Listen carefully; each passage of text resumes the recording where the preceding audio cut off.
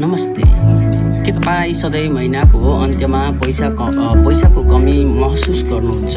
के तपाईँ सोच्नुहुन्छ पैसा कहाँ हराउँछ? आज म तपाईँलाई सिकाउने छु कसरी सानो तरिकाले सही योजना बनाएर आफ्नो आर्थिक जीवन बदल्न सकिनेछ। नमस्कार साथीहरू, मेरो नाम गौरव खत्री हो। आजको यस भिडियोमा हामी कुरा गर्नेछौँ अर्थतन्त्र, बचत, लगानी र वित्तीय योजनाका बारेमा।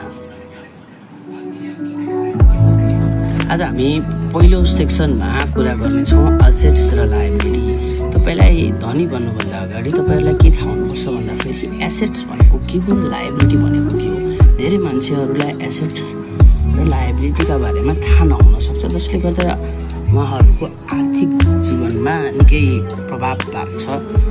एसेट्स भन्नाले ती वस्तुहरू वा सम्पत्ति हुन् जुनले तपाईलाई पैसा कमाउन मद्दत गर्छ। जमिन, घर, शेयर, बैंक, बचत आदि यसका उदाहरणहरू हुन्। जस्तै सोच्नुहोस्, सामान्य भाषामा भन्न खोज्दा अब तपाईँ घर आफै बस्नुहुन्छ भने त्यो तपाईँको लागि लायबिलिटी भयो, र यदि तपाईँले त्यसलाई रेन्टमा दिनुहुन्छ भने त्यो एसेट्स भयो। तपाईँले त्यहाँबाट इन्कम सोर्स चाहिँ जेनेरेट गर्ने काम गर्छ। र लायबिलिटी भनेको के हो? लायबिलिटी भन्नाले तपाईँको जिम्मेवारी, ऋण वा खर्चहरू हुन्।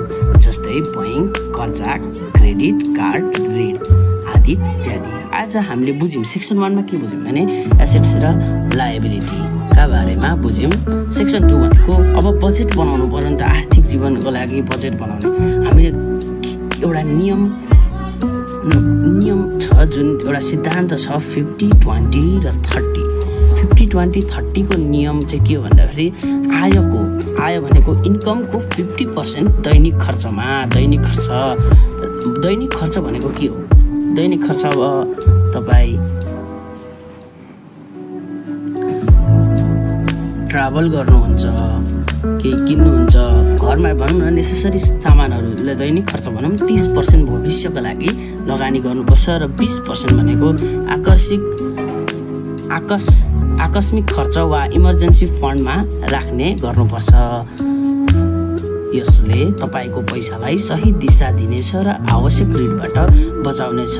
सेक्सन 3 लगानी, इन्भेस्टमेन्ट। बचतले मात्र तपाईँ धनी बन्न सक्नुहुने छैन।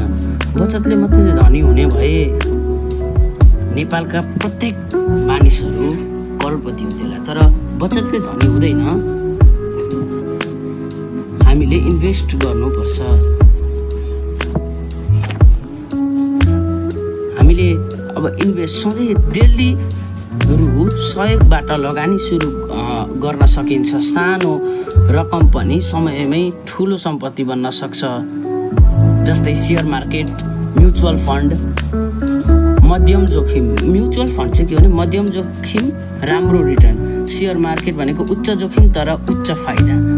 हामीले म्युचुअल फन्डमा पनि डाल्न सक्छौँ हाम्रो पैसा, सेयर मार्केटमा। सेक्सन 4 भनेको फाइनेन्सियल प्लानिङ एन्ड डिसिप्लिन।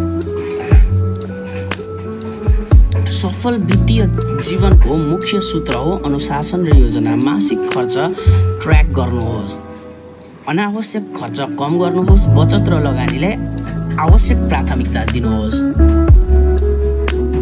थोरै मेहनत र योजना भविष्यमा ठुलो आर्थिक स्वतन्त्रता ल्याउँछ। साथीहरू, अब तपाईँ बुझ्नुभयो सही योजना, बचत र लगानी कति महत्त्वपूर्ण छ। आजै सुरु गर्नुहोस्। सानो बचत, सानो लगानी, तर भविष्य ठुलो बनाउनुहोस्। यदि तपाईँलाई यो जानकारी उपयोगी लाग्यो भने लाइक, सेयर गर्न नभुल्नुहोस् र हाम्रो च्यानललाई सब्स्क्राइब गर्नुहोस्। धन्यवाद।